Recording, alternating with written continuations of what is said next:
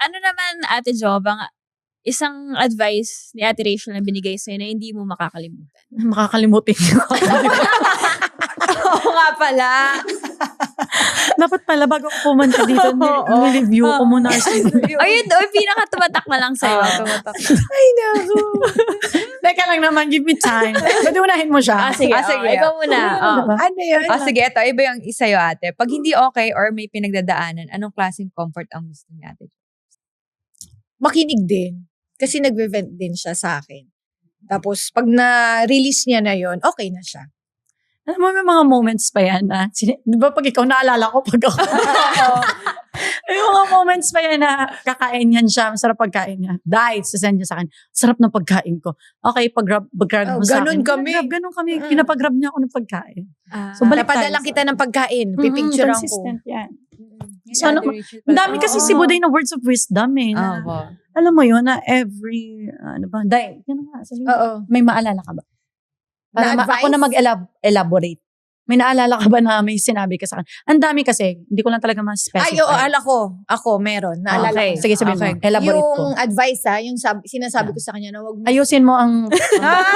Hindi to doon. Sige. Hindi to doon. Yung pag sinasabi niya na magre-retire na ako. Sinasabi niya lagi, sabi ko, wag mo sasabihin yan. Kasi swerte tayo, may trabaho tayo. Sabi ko sa kanya yun na i-enjoy mo kung ano yung meron ngayon. Saka na natin intindihin yung future. Pero kinokontra ko siya dyan.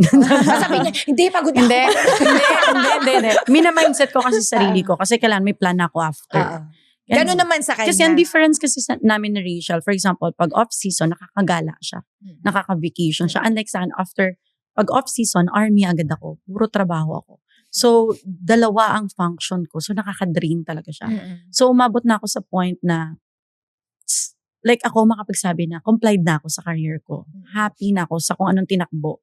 And so far, nakapag-invest ka naman na, kaya blessing na sa akin na nakakalaro pa rin ako. Pero may timeline na ako.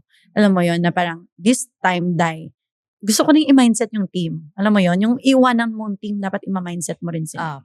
So, yun yung inaano ko. Pero si Rachel naman kasi, like, siya kasi, alam niyang kayang-kaya ko pa. So, kaya nasasabi niya na, wag mo munang isipin. Kasi nakikita niya na, kaya ko pang makipagsabayan. Kaya lang ako, sabi ko, kailangan ko lang i-mindset din lahat. Hindi pwede na pagising ko, feel ko na mag-retire, wala akong preparation. So, malay natin, pagdating ng araw na hindi pa pala, di ba? Pero alam ko kasi na ito yung timeline ko. Pero marami pa yan mag-travel. Yeah. Excited na ako. Alam mo, sinabi ko nga si PT namin nung tinitreat niya ako, PT, dumating ka ba sa point na naaamoy mo na yung yung future? Get mo? Yung naamoy ko yung amoy ng US. Alam mo yun? Naaamoy ko yung Japan, naaamoy ko yung safari.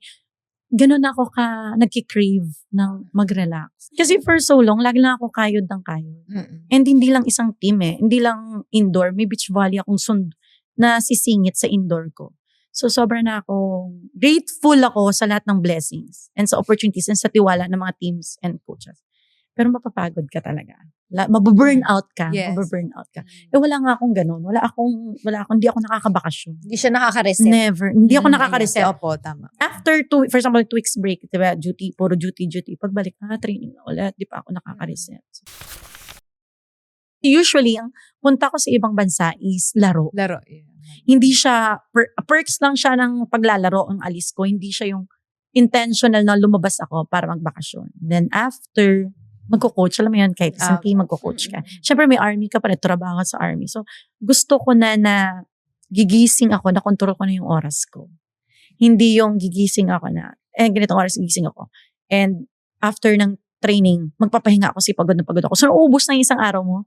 Sa ganun, routinary na siya. Routinary na siya. So, excited ako sa point, dumating yung sa point na hindi na siya routinary ang nangyari sa buhay ko. Huwag ka mag-alala, papanoorin kita pag naglalaro ako. Papanoorin. Oo, sinasabi niya. Sabi ko, hindi dahil maglaro pa tayo. Actually, baka papanoorin natin si Ate Rachel. Kasi kaya nga pa talaga. Kasi college nga nag-start. Late na ako Late talaga kasi siya hindi na ako nag-bloom. Late bloomer siya Tapos, maano naman ako sa katawan. Kaya parang, na-enjoy ko pa siya. Kaya pag sinasabi niya rita, kayang-kaya mo pa kaya pa natin. Ganun. Parang hindi ko pa siya mas naisip pa na ibang tao. Char. Parang ako, masaya ako. Tsaka siguro yun yung nakakatulong sa akin kasi masaya ako sa Masaya volleyball. So yung aura ko parang ang gaan lang kasi masaya ako. Sa Nung ginagawa one ko. time nga, maaga kasi kami lagi, like 10 and training, 8, 7:30, andyan na kami. So, nagro-rollers na kami. Kwentuhan, yun na nagsimulan chismisan hanggang 9:30. Sabi ko, Day, alam mo, may random nakita ko sa feed na pag nababurnout ka daw sa situation, palalimin mo daw yung connection mo sa work environment mo. Para may dahilan ka pa para pumunta. For example, ako, dumating sa point na nababurnout na ako sa training, ganito. Palalimin mo yung relationship mo sa teammates mo. Kasi at least excited ka na pumunta sa training kasi malalim yung close ka ng teammates mo. Hindi mo sila Excited ka kaiiwan. makipagkwentuhan sa kanila. So sabi ko, okay, Day, palalimin ko palalo. Hindi. Na-share ko sa kanya. Which is may point na ba, iba pag okay yung Yes, environment yes. mo, relationship mo sa teammates mo. And I think yun ang pinaka mas mahalaga. Yung Yeah. relationship Totoo mo with yun. them. Kasi sila yung lagi yung Correct. talagang kasama. Correct. Oo, mas kasama mo pa nga teammates mo kasi sa Sa family. pamilya Totoo. mo. Oo. Correct. At saka kahit sa bawat laro nga, yun yung hugot mo eh. Yung para Yes. sa Sila, para, sila, oo, yes. para sa teammates ko to, Correct. yung ginagawa natin. Lahat ng pagod, di ba? Tama. Oo. Yung iba para sa jowa ko. Para Ayan, siya ito, babe. Ganun. Babe, watch ka ng game ko. Para siya Ay, hindi. ito. Ilan na may tatanong natin? Ay, Anong feeling na andyan yung partner? Oo nga, na teammate. Na teammate. Bakit Wala Anong feeling? Oo, na feeling na ka-teammate mo yung partner. Oo. Yung Ah. lovey-dubs mo. Huwag mo na May emphasize na lang. advantage. Ayun, May cut natin. advantage tsaka disadvantage. Kasi kunyari, pag talo, tapos kunyari, ako yung pangit yung laro, syempre, talo kaming dalawa. Oo. Ang lalabas, parang mas kailangan ko ng comfort. Mm. Which is, siya rin Siya naman. din naman. Kailangan niya kasi dalawa. So, parang Oo, yun yeah. yung mahirap lang sa Correct. part namin. Correct. Pero ngayon, na-workout na namin siya. Kasi, ako naman po yung usually na parang mas Baba. nagdadamdam pag Oh. kunyari talo or syempre pag pangit yung laro, ganyan. Hindi maiwasan, di ba? Opo. Normal talaga siya. Yes po. Tapos pag maganda laro mo, parang, buhay na buhay ako maglalaro Oo. ako 10 years. Yes. Ganun. Oo. Pag talo, Alam mo, Ate Jo, pagtanda ako. Kahit- gusto ko na mag-retire. Oo. Parang ganun. Nagiging Ganun option level. mo yung retirement pag pangit yung laro mo. Oo. Correct. Pero parehas mo siya dati, Ate Job. As Ano? in, grabe siya ma-affect pag pangit yung Pangit. performance niya. Talagang, Hindi ako Iyak siya talaga. natutulog, te. Yeah, correct ako din. After ng game, hindi ako natulog. Nakaka-recover lang ako pag maganda laro ko next game. Ganon. Oo. which is mahirap. Oo. Which mahirap. After a bad game, di ba? Parang, Mm-mm. Hindi ka ako eh. ganun nung bata. Nung bata tayo, wala ka talaga. Wala. Oo. Kasi nga, ang kondisyon natin, Yes, grabe. oo.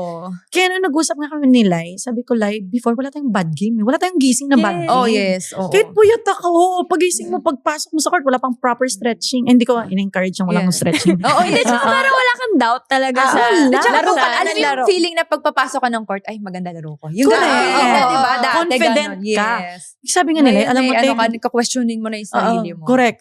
Sabi nga nila sa akin, Teg, gigising ka, condition ka naman, hindi mo alam kung anong ilalaro mo. Kung sino ka. Oo. Yes. Sa mismong araw. Sabi ko, correct. May araw na wala akong tulog, puyat ako, maganda laro ko. May araw na kondisyon ako, grabe preparation ko, pangit ng Pangalan. laro. Oh, may ganun. May So, ganun. andun na yung inconsistency Mm-mm. kasi hindi mo na maiwasan.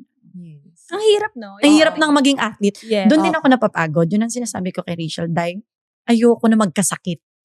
Kasi grabe ko na siya damdamin pag off game ako. So stress na siya for me. Baka mamaya hindi ko nalalaman na apektuhan ako ang health ko. Yes. So sa edad ko na to, gusto ko na enjoy ng buhay ko. Gusto ko pag nag-retire ako, able pa rin ako. Opo. Kaya ko mag-travel, kaya kong mag-alaga na magiging anak. Actually, Diba? yun nga din. Kasi nga may time po talaga na grabe yung struggle ko talaga. As in, parang straight ilang games ng pangit Diba? talaga. Kasi Oo. ang hirap bumangon, ganyan. Tagal din bago ako naka-recover. Mm. So parang nilet go ko lang siya. Oo. Tapos, sila Ate Lai din naman po, ginagayda ko. Tsaka siya po, na parang, minsan parang huwag mo na volleyball. Kasi volleyball is safe talaga din Sinasabi ako. ko sa Correct. kanya. Yes. Siya din. Sobra. Kapag Tapos, break, talaga sinasabihan ko siya, anything volleyball related, stop. Oo. Yeah. So ngayon na-workout ko na siya. Kaya pag bakasyon lang talaga Bakasyon. ako. Yeah, Totoo yun. correct. Pero nag-workout pa din. Pero wag mo akong, pag volleyball lang, hindi Oo. ka. Correct. So pag advantage naman ng kasama. Kakainis. Cat.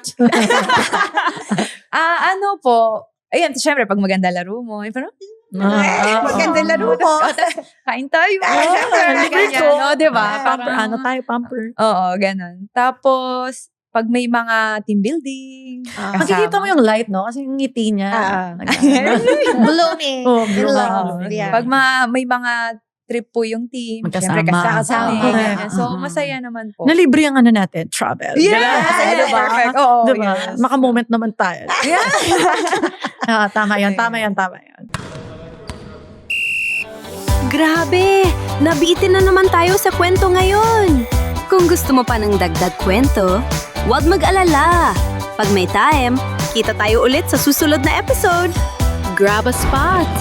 Relax lang! At makitambay sa kwentuhan namin! Walang pressure! Chill lang! Follow us on YouTube, Spotify at Apple Podcasts para mapakinggan ang buong episodes ng Ang Podcast ng Mga May Time.